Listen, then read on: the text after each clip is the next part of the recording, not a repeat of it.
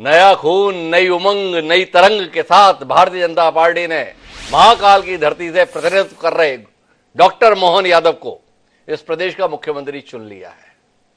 चौधरी राकेश सिंह जी, आप अचंभित तो होंगे ही, पर उसके साथ साथ कितने आशंकित हैं कांग्रेस के भविष्य को लेकर, ये जानने में दिलचस्पी है।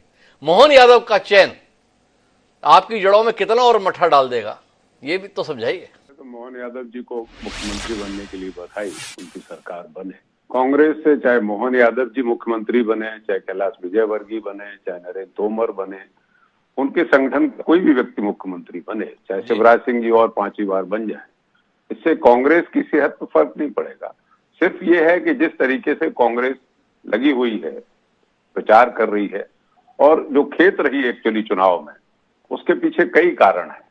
कांग्रेस को अपनी ताकत ही दिखाना है। आप अभी बहुत बढ़िया प्रश्न कर रहे थे मालू साहब से कि ये क्या वजह थी कि मोहन यादव जी को बना दिया अचानक। भारतीय जनता पार्टी में जो लोग दिल्ली में अभी कायम हैं, उनकी नियत रही है पिछले 10 सालों में कि जितने भारतीय जनता पार्टी के स्थापित नेता हैं, चाहे वो केंद्र के नेता रहे हों, चाहे प्रदेश के नेता रहे हों, उन सबको दरकिनार करने का उनका एक तरीका है। और मैं देख रहा हूं कि एक वो भागवत जब सुनते हैं, भागवत जी की कथा, तो इसमें एक प्रसंग आता है। आपने बहुत अच्छे उदाहरण दिए। अभी भगवान जी सो गए थे, विष्णु जी वापस आ गए, तो मुझे भी एक ख्याल आ गया कि मोहिनी, विश्व मोहिनी का विवाह था और नारद जी जिनको विवाह नहीं करना था, वो भी अपनी इच्छा लेके गए भगवान विष्णु से विवाह के लिए। ऐसे कई लोग आए इस मध्य प्रदेश में मुख्यमंत्री बनने के लिए। पिछले 8 दिन से देख रहा था, आप लोग ही दिखा रहे थे, कोई किसी को गुलदस्ता दे रहा है, कोई किसी को बुके दे रहा है, कोई किसी के घर जा रहा है। उन सारे लोगों को दरकिनार करके वो विश्व मोहिनी के रूप में जो विवाह करना था, वो मोहन यादव जी से कर दिया। और कई ऐसे लोग रह गए जो बन के आए थे, जिनको ये लग रहा था। मेरा कहने का अनुरोध ये है कि भारतीय जनता पार्टी ऐसे प्रयोग करती है। उसने एक ये नई पीढ़ी जो आप बता रहे हो, जो 60 के ऊपर गई है, इसको अब घर बिठाने का काम कर दिया। इनको समझ में नहीं आ रहा है तो समझ में आना चाहिए। आपके तो पुराने साथी हैं, दिल्ली में मंत्री तक रह आए हैं, फिर वापस विधायक बन गए हैं।